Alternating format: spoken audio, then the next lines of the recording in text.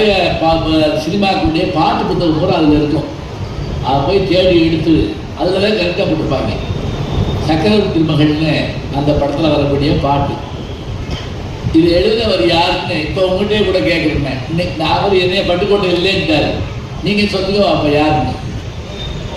அந்த புத்தகம் அந்த பாட்டு என்னன்னா, அந்த இது புகையும் நெருப்பில்லாமல் எரிவது அது, பசித்து வாடும் மக்கள் வயிறு அது. கேள்வி பதிலாக ஒரு சக்கரவர்த்தி திருமகள் எம்ஜிஆர் என்எஸ் கிருஷ்ணன் படிச்சு பாடுவாங்க.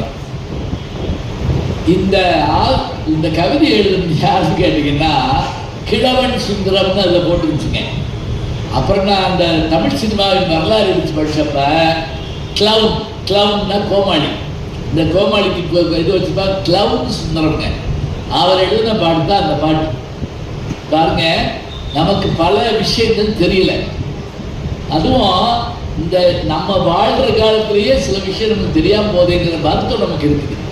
ரொம்ப அருமையாக சொன்னாங்க, அழகாக பேசினாரு, அருமையாக பாடினார். அது பாருங்க, பொய் அவனை வாழ விடாது, உண்மை அவனை சாக விடாது. ஹரிச்சந்திரனுடைய வரலாறு அதுதானங்க. மனைவி மகன் ஏற்கனவே செத்துட்டான், பாம்பு அடிச்சு, மனைவியை வெட்ட வேண்டிய சூழல் வந்துருச்சு. அப்பவும் பொய் சொல்ல மாட்டேன். அப்போ கூட அந்த விஸ்வாமித்திரர் தோண்டி சொல்றாரு, எனக்கு தந்த பொருளை இல்லைன்னு சொல்லிவிடு, எல்லாத்தையும் திருப்பி கொடுத்து எல்லாத்தையும் மாற்றி விட்டுறேங்கிறார். போயா உட்பட்ட நீ என்ன? அப்படி நிக்கிறான் வாழ வீசுதான் பாருங்க. அது பூமாலையாக அவள் கழுத்தில் விழுந்தது. இதெல்லாம் நம்புற மாதிரி அங்க இருக்குன்னு நம்ம இந்த விமல் படத்துல கேட்குற மாதிரி கேட்கக்கூடாது. அது என்ன அப்படின்னா, உண்மைக்கு அழிவில்லை என்று நமக்கு காட்டுவதற்கு ஒருவன் வாழ்க்கை, அதான் உண்மை. அதனாலதான் ஹரிச்சந்திரனுடைய கதையை நாடகமா பார்த்த காந்தியடிகள் என்ன செஞ்சாரு, வாழ்நாள்னு பொய் பேசக்கூடாதுன்னு வாழ்ந்தார். அதுவும் மது, மாது, மாமிசம், இந்த மூணும் நீ வெளியில் சாப்பிடக்கூடாதுன்னு சொன்னாங்க.